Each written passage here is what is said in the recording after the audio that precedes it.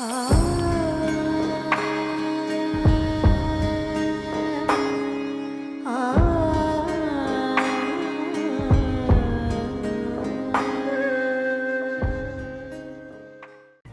धर्म के दर्शकों का स्वागत है। कविता राणा।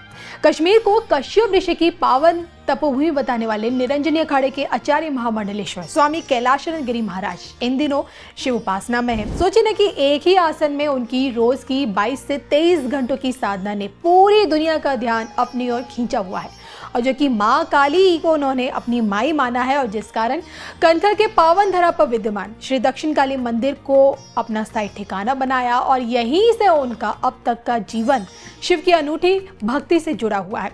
और जो कि देखिए, इनके नाम में शिव का निवास स्थल कैलाश बसता है, और जिस कारण 13 दफा कैलाश होकर लौटे हैं और 12 बार कैलाश की परिक्रमा कर पाने में सफल भी हुए हैं। लेकिन क्या आप ये बात जानते हैं कि कैलाशवासी के प्रति कैलाशानंद महाराज की भक्ति सिर्फ कैलाश तक सीमित बिल्कुल भी नहीं है।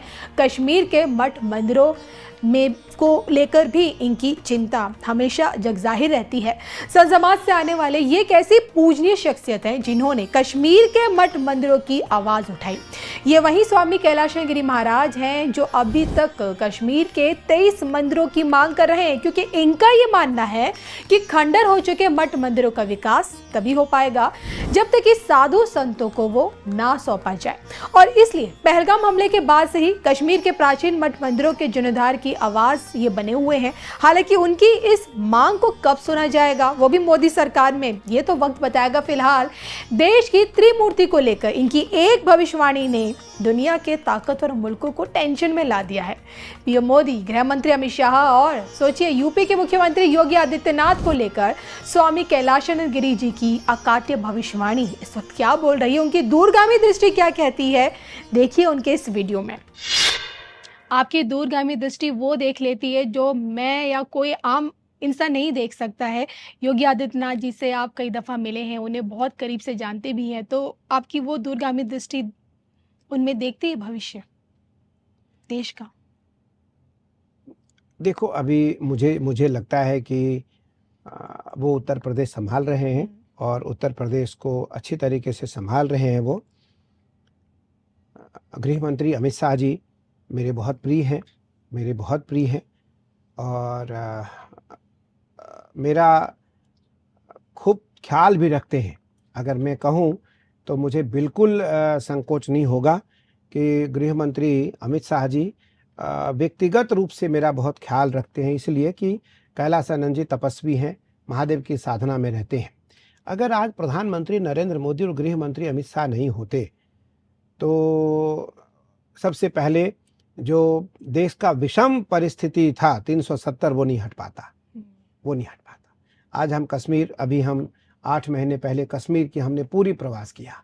लगभग कश्मीर में 23 बड़े छोटे मंदिर हैं जहां आज तक कोई हिंदू नहीं गया था, लगभग 52-53 वर्षों से। लेकिन आप मांग कर रहे हैं कि वो सारे मठ मंदिर सन्यासियों के अधीन हो जाना चाहिए। मैं मांग कर रहा हूं, मैंने लिख करके भारत के सेना चीफ को दिया है, आर्मी चीफ को दिया है कि ये 23 के 23 मंदिर हमें दिए जाएं, ये 23 के 23 मंदिर हमें दिए जाएं। और मैं उन 23 के 23 मंदिरों में गया अपने हेलीकॉप्टर लेकर के। मैं उन 23 के 23 मंदिरों में गया, मैंने किसी सेवक से हेलीकॉप्टर मांगा और मैं 23 मंदिरों में गया जहां आज तक कोई गुरेज नहीं गया था। मैं पहलगांव के एक बिल्कुल दूर दराज में शिव मंदिर है, मैं वहां गया तो मुझे लगा कि वो सारे मंदिर ऐसे हैं जो 1400 साल, 1400 ईस्वी, 1100 ईस्वी, 900 ईस्वी, 1300 ईस्वी, 1800 ईस्वी का मंदिर है। लेकिन आज 52-53 सालों से कोई हिंदू पूजा नहीं किया वहां जाकर के, कोई हिंदू पुजारी नहीं है वहां, किसी हिंदू ने जाकर के घंटा नहीं बजाया। मैं वहां गया, मैं वहां जाकर के महादेव से, भगवती से रोया, अपनी पीड़ा वेदना प्रकट की। तो मुझे सब ने कहा कि मार दिए जाएंगे, आपकी जो है वो हत्या हो जाएगी। मरना और जीना तो प्रकृति का नियम है, तो महादेव को पता है, मैं तो जाऊंगा। खैर मैं गया। मेरे वहाँ बहुत प्रिय शिष्य हैं मनोज सिन्हा जी, जो लेफ्टिनेंट गवर्नर है JNK। निस्संदेह वो हमारी सेवा में रहे और हमारा खूब ध्यान रखा उन्होंने। उस समय वहाँ high court justice Vinod Chatterjee Kaul थे, वो भी मेरे साथ थे। तो मनोज सिन्हा जी के लिए मैंने महादेव से कहा कि इनको अभी कम से कम कुछ दिन कश्मीर में और रहने दो, उनको और रहने दो। तो मेरा मानना है कि प्रधानमंत्री और गृह मंत्री जी के कारण आज राम जन्मभूमि, काशी विश्वनाथ, उज्जैन महाकाल, केदारनाथ, बद्रीनाथ और अन्य सभी धर्म स्थानों का जो मूल 100% विकास हुआ है और इसकी जो एक मौलिक छवि संसार में गई है, वो काशी, जिस काशी में 100 लोग इकट्ठे खड़े नहीं हो सकते थे, जी। आज 1 लाख लोग उस प्रांगण में रह सकते हैं। 1 लाख लोग उस प्रांगण में रह सकते हैं। जिस उत्तराखंड में हम रहते हैं, ये हमारा देवभूमि है। यहाँ के यशस्वी मुख्यमंत्री पुष्कर सिंह धामी जी मेरे अत्यंत प्रिय हैं, परम तेजस्वी हैं, सरल हैं, सहज हैं, उदार हैं, संतों के परम सेवक हैं। प्रधानमंत्री जी के दत्तक पुत्र जैसे हैं। प्रधानमंत्री जी ने उनको अपना दत्तक पुत्र माना है, जिसके कारण उत्तराखंड का यश आज 100 गुना लगभग पीछे अगर 10 वर्ष पहले देखा जाए और आज देखा जाए तो उत्तराखंड का यश 10 गुना बढ़ा। विकास हो रहा है सर? विकास हो रहा है, 10 गुना बढ़ा। जी। बद्रीनाथ आज लगभग 2 वर्षों में बनकर तैयार हो जाएगा। 2 वर्षों में बद्रीनाथ जी का कॉरिडोर बन के तैयार हो जाएगा। मुझे लगता है कि वो इतिहास का सबसे सुंदर मंदिर होगा, वो इतिहास का सबसे सुंदर मंदिर होगा। तो मैं तो बधाई देना चाहूँगा प्रधानमंत्री नरेंद्र मोदी जी को, वो भी मेरे बहुत प्रिय हैं। गृह मंत्री अमित शाह जी मेरे बहुत प्रिय हैं, निरंतर हमारी साधना की बात करते हैं। कोई आदमी उनसे मिले तो हमारी साधना की बात करते हैं।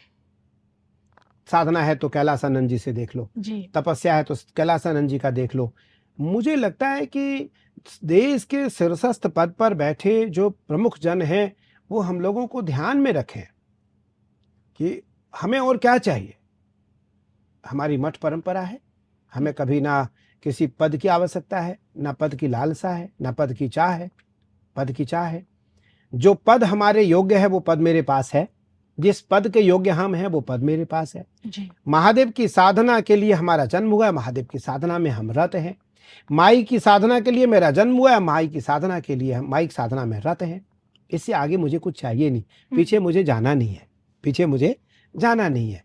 मैं केवल इतना कहना चाहूँगा कि इन दोनों महापुरुषों को चिरकाल तक मेरा आशीर्वाद, और ये दोनों यशस्वी के साथ साथ दीर्घजीवी हों, स्वस्थ रहें जी। और लंबे समय तक ये काम करें।